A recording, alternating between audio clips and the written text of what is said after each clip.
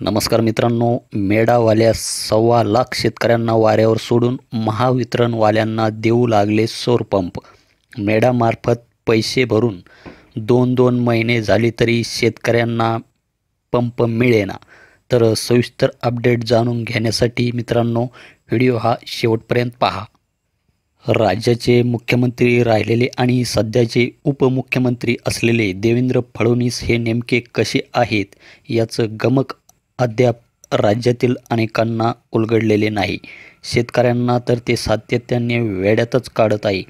शेतातील सौर पंपासाठी आधी मेडाकडून अर्ज भरून घेतले आणि आता महावितरणमार्फत शेतकऱ्यांना सौर पंप दिले जात आहेत. त्यामुळेच पंपासाठी मेडामार्फत पैसे भरूनही अनेकांना अद्याप पंपच मिळालेला नाही. कारण मेडावाल्या शेतकऱ्यांच्या पंपात सरकारने टेंडरची मोठी खुटी मारली आहे.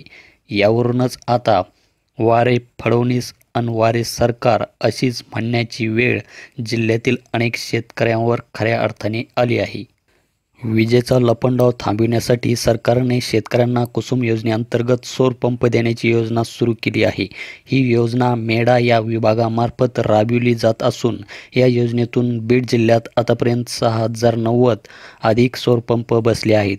मंजूर पंपांची संख्या 8788 एवढी असून उर्वरित पंप बसविण्याचे कामही मेडाकडून जिल्ह्यात गतीने सुरू असल्याचे सांगितले जात आहे. वास्तविक पाहता मेडामार्फत जिल्ह्यातील 1,34,289 शेतकऱ्यांनी अर्ज दाखल केलेले आहेत. त्यापैकी जे शेतकरी पात्र आहेत त्यांना पंप देण्याऐवजी सरकारने महावितरणमार्फत अर्ज भरून घेत शेतकऱ्यांना सौर पंप देण्यास सुरुवात केली आहे. त्यामुळे मेडाकडे अर्ज करणाऱ्या अनेक शेतकऱ्यांना सौर पंपापासून वंचित राहावे लागत आहे. कारण अनेकांनी मेडामार्फत पैसे भरून अद्याप त्यांना पंप मिळालेला नाही.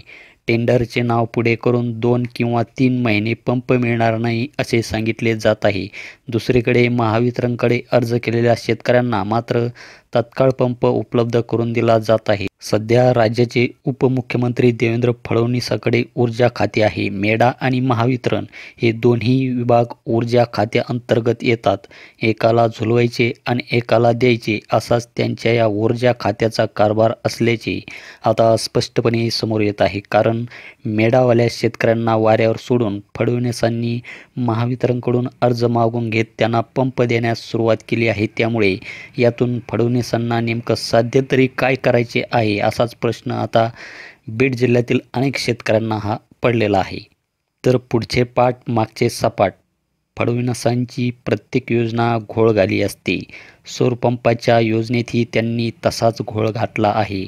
मागील कुसुम योजनेच्या शेतकऱ्यांना वाऱ्यावर सोडून आता नव्याने महावितरणकडून फॉर्म भरून घेऊन शेतकऱ्यांना पंप दिले जात आहे. म्हणजेच पुढचे पाठ आणि मागचे सपाट असाच कारभार फडणवीसांच्या ऊर्जा खात्याचा आहे.